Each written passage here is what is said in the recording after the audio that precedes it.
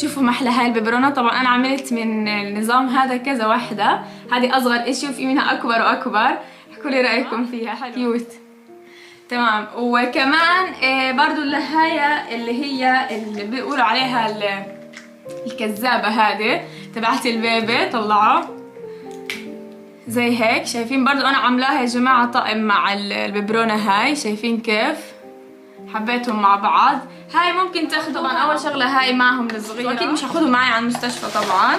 وهاي الثانية شايفين هيك بيجي شكلها، شوفوها تمام. وفي كمان واحدة أكبر، طبعا هاي إزاز يا جماعة مش بلاستيك زي هاي بس البلاستيك الصغيرة. وفي كمان النوع الأكبر، هاي يا جماعة حتضل للبيبي لحد عمر سنة كمان بتضل بياخد منها، يعني مش بس لبداية الولادة. شايفين هاي الثلاثة هيك بيجوا حلوين، حبيتوهم؟ حبيناهم. وفي كمان معهم هذا حافظ الحرارة، نحط فيه مية عشان مثلا لو بدي طالعة مثلا بدك تعمل او بدك تعملي حليب للبيبي او بالليل مثلا ما تقومي تسخني مية بتحطيه جنبك، بتعمل للبيبي مصاصة وانت بمكانك.